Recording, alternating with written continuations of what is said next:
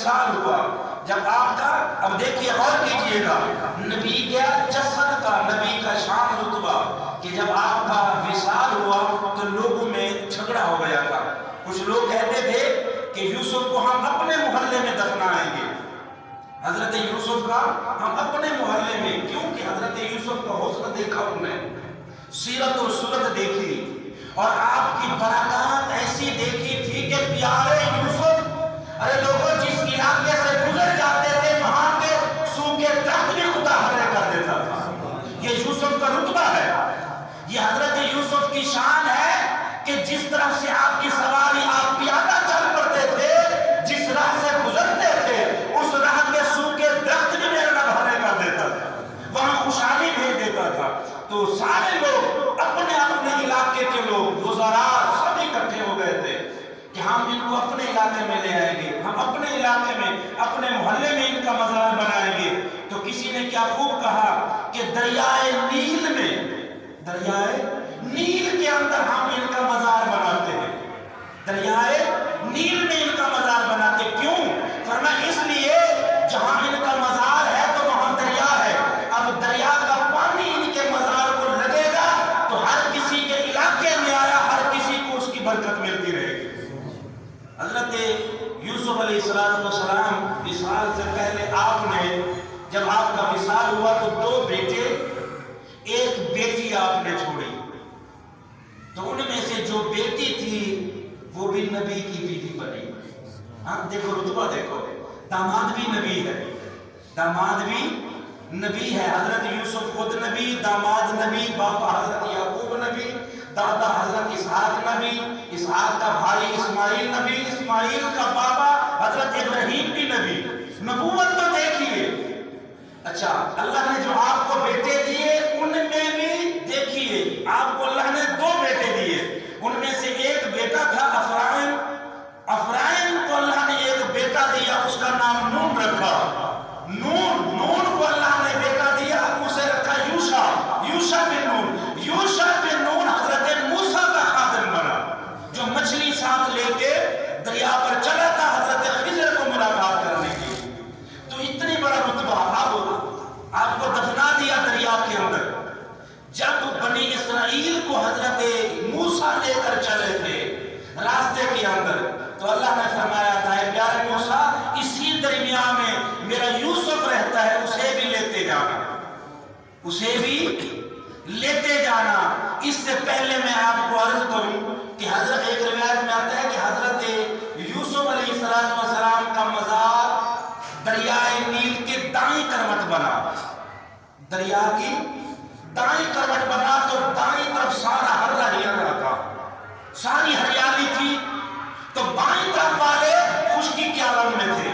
تو پھر انہوں نے کہا اب ان کا مزار ادھر سے نکالو، تو بائیں کروٹ لے آؤ۔ جب بائیں کروٹ لے آئے حضرت یوسف کا مزار، تو فرماتے ہیں دائیں کروٹ والے سوکھ گئے، تو پھر فیصلہ کیا تھا کہ درمیان میں ان کو دفن کیا جائے تاکہ دائیں کروٹ والوں کو بھی سبزہ ملتا رہے، بائیں کروٹ والوں کو بھی ملتا رہے۔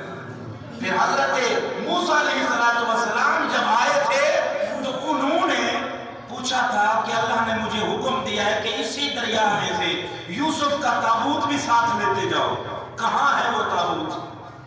تو پوچھا گیا، ارد گرد پتہ کیا، کسی نے اظہار نہ کیا، لیکن ایک بڑھیا بی بی تھی، ایک خاتون تھی، معذور ضعیفہ تھی، اس نے دیا، اور اس نے بھی کچھ شرائط پر دیا۔ نبی کی دعا کا عالم دیکھنا، شرائط کیا ہے جی؟ وہ گٹھڑی کے اندر تھی، جلنے سے معذور تھی، ہاتھوں میں طاقت نہیں ہے، آنکھوں میں نور نہیں ہے، زبان کے اندر بالکل وہ ختم ہو چکا ہے کہ ذائقہ بھی چیک کر سکے، بولنا تو دور کی بات ہے، بڑھاپے کے اندر ایسے ہی ہوتا ہے، یہ توتی بولتا زبان ایک دن ایسا ہوتا ہے، بولنا تو کیا، اسے گرم اور ٹھنڈے کا پتہ ہی نہیں چلتا۔ یہ ناک جو اللہ نے حسین انسان کو دیا ہے، یہ نعمت، ایک وقت ایسا آتا ہے لگا تو ہوتا ہے لیکن کام نہیں کرتا۔ اللہ نے 2 کان دیے انسان کو، یہ کان آخر وقت تک انسان کو قبر میں بھی ساتھ جاتے ہیں، لیکن ایک دن ایسا کہ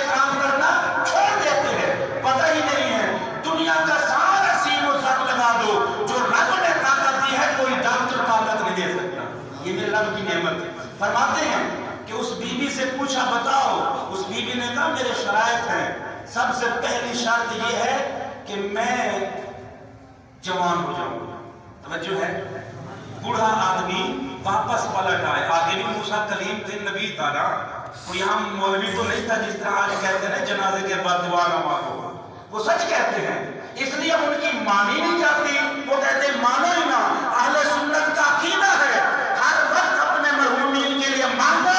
اس لیے خدا 70 سے زیادہ پیار کرتے ہیں. جب چاہو جس وقت چاہو اپنے لیے بھی مانگو، اپنے مرحومین کے لیے بھی مانگو. ہمارا تو عقیدہ ہے. پورے قرآن و حدیث میں کہیں ایسا نہیں ہے کہ منع ہو رب نے فرمایا اس وقت مانگنا، اس وقت مجھ سے نہ مانگنا. نہیں، ہر وقت مانگنے کا حکم ہے. جب چاہو جس وقت چاہو مانگو، رب عطا کرتا ہے. حضرت موسیٰ علیہ السلام نے کہا اور دوسرا یہ کہ میں جنت میں آپ کا ساتھ چاہتی ہوں. جنت میں میں آپ کا ساتھ چاہتی ہوں پیارے موسیٰ، اور مجھے جوانی مل جائے. تو آپ نے جب ہاں کی تو وہ بی بی کہتی ہے وہ بڑھیا فلاں مقام پر حضرت یوسف کا مزار ہے. ان کا تابوت نکالا گیا. اب عالم تو یہ ہونا چاہیے اتنی عرصہ بیت گیا تو اس تابوت کے تو پھٹے بھی نہ ملے، اس تابوت کے تو پھٹے بھی نہ ملے. لیکن نہیں، وہ تابوت بھی سلامت تھا، حضرت یوسف کا جسد اطہر بھی سلامت تھا. ہمارا عقیدہ کیا ہے؟ ہمارا عقیدہ اہل سنت کا عقیدہ کیا ہے؟ محمد کے غلاموں کا کفن میلا نہیں ہوتا. جو میرے آقا کا امتی ہے اس کا جسم تو کیا، جسم سے لگنے والا جو کفن ہے یہ کفن بھی میلا نہیں ہوتا. ہمارا عقیدہ، ہماری سوچ یہ ہے. اور نبیوں کا رتبہ، نبیوں کی شان، نبیوں کا مقام یہ ہے کہ تو زندہ ہے واللہ، تو زندہ ہے واللہ، میرے چشم عالم سے چھپ جانے والے. ہاں، میری آنکھ میں طاقت نہیں کہ میں دیکھ سکوں. تو میرے بھائیوں، انبیاء کرام علیہ السلام کا یہ رتبہ ہے. ان کی زندگی بھی انسان کے لیے مفید، ان کا اس دنیا سے جانا بھی انسان کے لیے مفید ہے. تو حضرت یوسف علیہ السلام کی یہ پوری زندگی اور میری ہسٹری انسان کو یہ بتاتی ہے کہ یاد رکھو، انبیاء کے ساتھ جو محبت ہے، انبیاء کے ساتھ جو انسان کا تعلق ہے، اس کا اجر خدا دنیا میں بھی دیتا ہے، اس کا اجر خدا آخرت میں بھی دیتا ہے. اور جنہوں نے حضرت یوسف کو اپنایا اللہ نے انہیں کیا بنایا، اور جنہوں نے حضرت یوسف کو کنویں میں پھینکا، تکلیفیں دی، تو وہ کنعان سے مصر بھوکے ہو کر بھکاری بن کر چلتے رہے. اور جنہوں نے اپنایا تو وہ صدیق اکبر بنے. توجہ ہے، جنہوں نے آقا کو انبیاء سے ادب احترام کیا تو وقت کے فاروق اعظم بنے، عثمان غنی بنے، حیدر کرار بنے. جنہوں نے ادب اور احترام کیا، جو انبیاء سے کٹے تو وقت کا ابو جہل اور ابو لہب بنا ہے. جو انبیاء کے ساتھ 1400 سال بعد بھی محبت اور عشق کا دعویٰ رکھے تو اللہ اسے وقت کا نیک اور صالح بنا دیتا ہے. اللہ تبارک و تعالی ہم سب کو انبیاء کا ادب احترام نصیب فرمائے. اللہ انبیاء